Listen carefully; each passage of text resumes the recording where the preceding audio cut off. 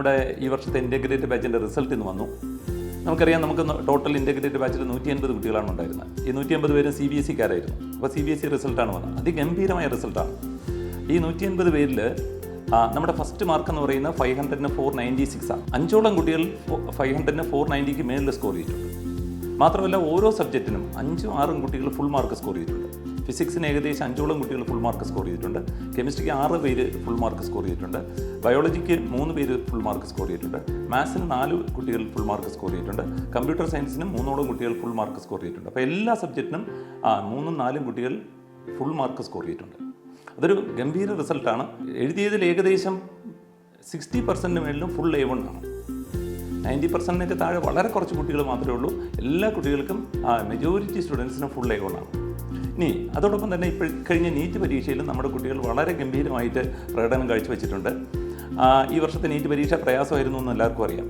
പക്ഷേ നമ്മുടെ കുട്ടികൾ 625-ന് മേളിൽ സ്കോർ ചെയ്തിട്ടുണ്ട്. ഈ 625 മാർക്സ് എന്ന് പറയുമ്പോൾ ഈ വർഷം നമ്മൾ എക്സ്പെക്ട് ചെയ്യുന്ന ഒരു 1 ഡിജിറ്റ് റാങ്കാണ്. ഇനി 590-ക്കും 625-നും ഇടയിൽ ഏകദേശം ഒരു 5ഓളം കുട്ടികൾ വരുന്നുണ്ട്.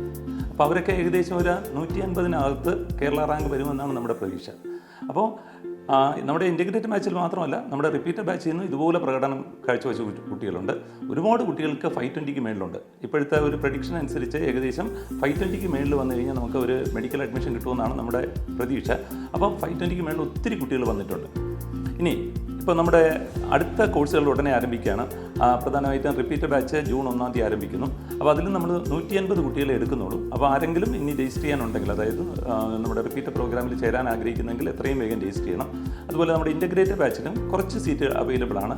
അത് പുതിയ ബാച്ച്, ഇൻ്റഗ്രേറ്റഡ് ബാച്ചിൻ്റെ പുതിയ ബാച്ച് നമ്മൾ മെയ് 15-ന് സ്റ്റാർട്ട് ചെയ്യും. അപ്പോൾ അതിലും ആരെങ്കിലും ജോയിൻ ചെയ്യാനുണ്ടെങ്കിൽ, ഇപ്പോൾ 10ാം ക്ലാസ് കഴിഞ്ഞ് റിസൾട്ട് വന്ന കുട്ടികൾ ആരെങ്കിലും ഇൻ്റഗ്രേറ്റഡ് ബാച്ചിന് ജോയിൻ ചെയ്യാനുണ്ടെങ്കിൽ അതും നമുക്ക് വിരലിലെണ്ണാവുന്ന സീറ്റുകൾ അവശേഷിക്കുന്നുണ്ട്. അവർക്ക് നമുക്ക് കൊടുക്കാൻ പറ്റും.